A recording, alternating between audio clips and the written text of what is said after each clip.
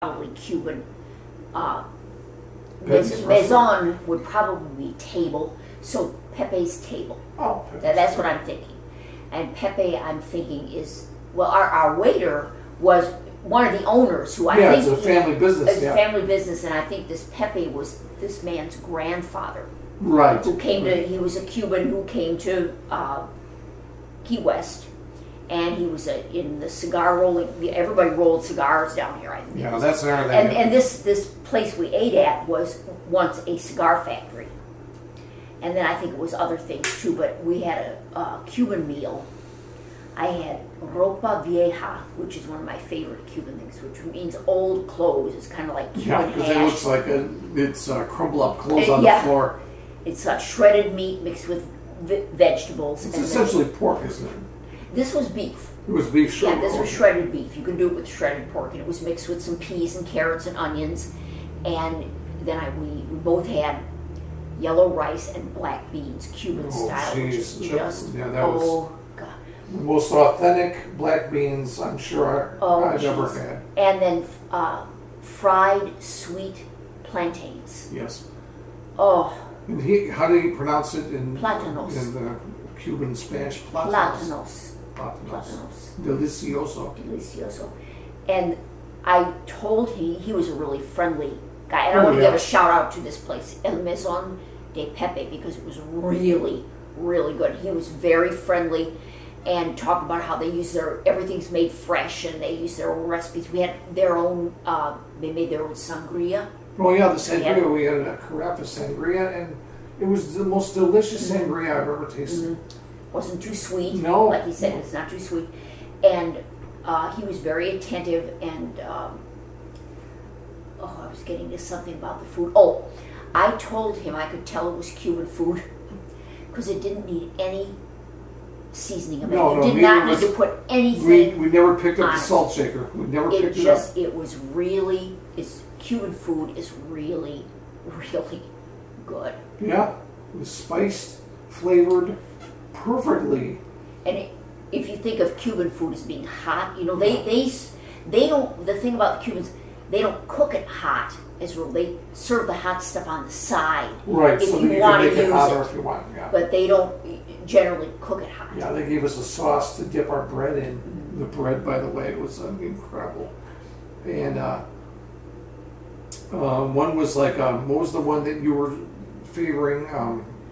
He gave it. I can't think of the name of the sauce. Some type of a mustard. It was almost like a vinaigrette, but it was a little different. It was pretty mild. Yeah. But then I had a hot one. Yeah. Then it has chili pepper, cayenne perhaps. But it was nice, and if you wanted a little hot, it was good. But I only dipped the bread in it, in little Cuban crackers they had. I didn't put it on the meal at all, you know. The meal, I had pork chops. I forget you remember what it said it in the... No. I didn't even attempt... Something de puerco. Yeah. I did not even attempt to pronounce it. I just pointed at it on the menu when he took our order, and I said, I'll have this. He says, oh, we're going to go with the pork chops, number 70. He did not... maybe he didn't want to embarrass me because I couldn't pronounce the Spanish, but... I mean, I could have tried, but I'm sure I would have gotten it wrong. But that was like the best. I keep saying, "Oh, this is the best food I've had. This is the best." I mean, that was it's all the good best. It's all good down here. Yeah, it was amazing, and we've been having a lot of seafood. Yeah. Well, no, that's how we should go into. We should back up a little bit and talk about the Banana Cafe. Yes. Because the things we ordered there, we did have seafood. Yeah, I had probably my favorite seafood of all time, scallops. Yep. And I had scallops, which they were seared, and they were on risotto. Oh, okay. And just really. I tasted them. They were really delicious. Really, they were big. Yeah, those are the hugest scallops ever. They were like the size of a cinnamon roll. Well, yeah, they were like little ones. Bigger around. Well, some of them were as like a silver dollar, but very thick. Yeah, it'll be even bigger than a silver dollar. And you had... Oh, I had grouper. And I've never had grouper. I was a little nervous. It was the special, but it just sounded, the waitress made it sound really good.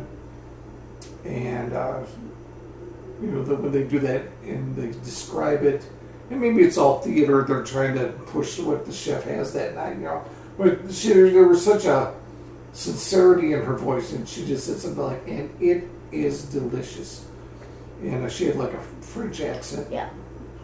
And a very tall girl. We don't want to, she probably won't hear this, but she kind of reminded us of Paris Hilton.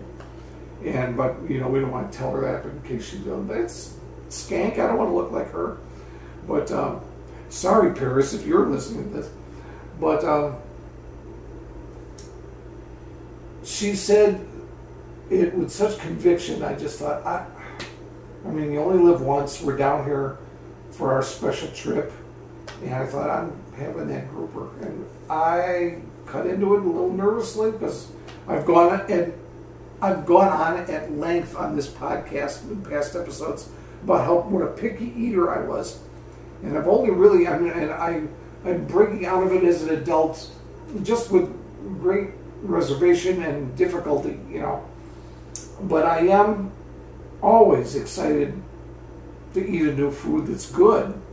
And this grouper was amazing. I can't even describe. It had a kind of a tomato sauce, like a tomato and basil, and yeah. And so it came with that. And it came with these long roasted potatoes too. Fingerling potatoes. They were little fingerling potatoes. At first, I thought I forgot that was in the description of how she described it. That they came with this, and I just saw these long things, and I thought, oh, it's my grouper is sitting on top of sausages. And then I went, no, these are the potatoes, fingerling potatoes, because they look like fingers, big fat fingers, I will say.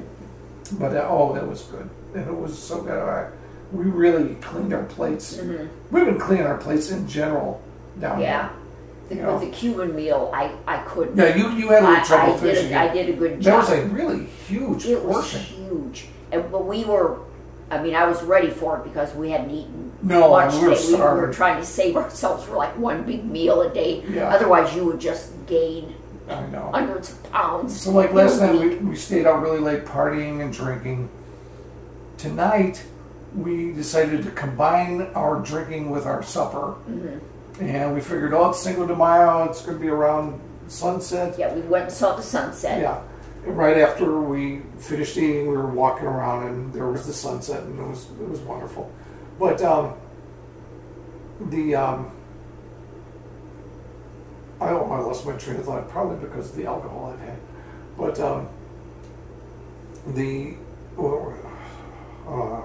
I've lost my train of thought. I can't remember if I was in my thought at the French restaurant last night or at the Cuban restaurant tonight. It doesn't matter. I was just going to be talking about how good the food was in some respect. But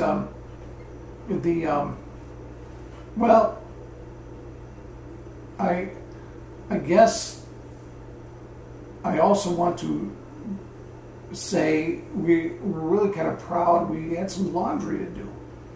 And this is just part of being on vacation. You know, this is a travel show.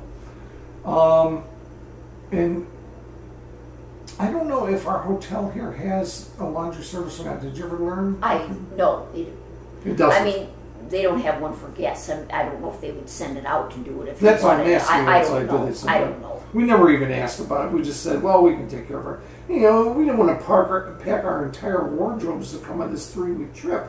So we packed as much as we could, reasonably. But you do, you want to, especially down here, I'm changing my clothes twice a day. Yeah, it's humid. It's humid. Although today wasn't. Today actually was I would call it a chilly day for down here. Yeah. It was breezy all day and actually cool. Yeah. But I still changed that. We came home from the big excursion on the glass bottom boat, and I still changed my clothes after a shower. But so we had dirty laundry, and we figured out there was just down the street there is a little laundry, so we hatched a plan. And plus, the parking here is crazy. There's nowhere to park. And it's real expensive. Real expensive. I think we kind of went in down that the first episode down here. But so we had this plan. It was not that far for a person just walking to get to this laundromat, but it might have been tough if you were carrying a whole laundry bag and soap and everything. So we came back to the room, got our laundry. This is before we went out to eat and everything. This is like late afternoon, 3 o'clock-ish, 4 o'clock-ish. And I dropped Marge off at the laundromat, drove the car back. She started the laundry. I drove back to the motel room at the Key Line, parked the car, walked back to the laundry. By that time, there was just still like 10 minutes left to go on the wash cycle on the load. It was a single load. And we really did need to clean up some of our stuff. You know, we needed more shirts and things and underwear and all that basic stuff. So we went across the street and had a cup of coffee for 10 minutes. And Marge went over, put the stuff in the dryer, came back, and we sat for 10 more minutes. Then we walked together to the laundromat. She showed me where this little parking place was on the side of the building, a single car spot. And so then she stayed and guarded the wash. I walked back to the hotel, got the car again, drove to this little spot, pulled in it, boom, all the laundry was done. So it was a nice little plan. That's all I meant to go into detail about. But and phooey, I had one other thing I wanted to bring up. I hope I think of it. Something about last night, the night before. I don't know. Was it about the fire dancer? No, but we did see a fire dancer after we left the Cuban restaurant. I took a short video of her. She just like we saw this girl kind of playing with hoops and stretching, and she had a can of gasoline sitting next to her. And we were wondering, what is that all about? So then we watched the sunset. Then we came back, and apparently that was part of the celebrating the sunset. A fire dancer doing her reason little we thing. came back so early is because we have to get up about 5 in the morning. That's what I was leaning to. Yeah, get up at 5 because we have to be down at the Yankee Clipper ferry dock.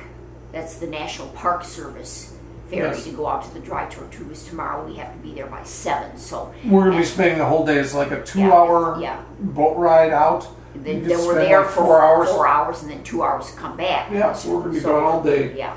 But it's going to be interesting. It's going to be really, we were really just wanting to have the whole experience of, going out to the very edge of the Florida Keys, and boy, by God, we are. And we have our Dramamine. We took our Dramamine. Yeah. And we got on this boat. It was well, we went to a little rough water. And then the thing about seasickness is, motion sickness in general, if you're not grounding yourself by watching the horizon and let your mind adjust to the different movement and levels that your body is at. If you just look at a stationary thing, your brain gets confused and you start feeling nauseous. Well, unfortunately, on the glass bottom boat, the only way to see the fish in the glass bottom of the boat on the reef, and there were many beautiful fish to see, after a while, we started to feel, the queasiness. And I had to keep coming up for air. Not, the girl doing the tour guide thing had a lot of interesting things to say, but I would every once in a while feel a little nausea, and I'd have to raise my head and watch the horizon, and it would go away. But, on the Dry Tortugas thing, there's not going to be any glass bottom boat to look at, so we'll be able to watch the horizon. It should be okay. But like you said, we'll take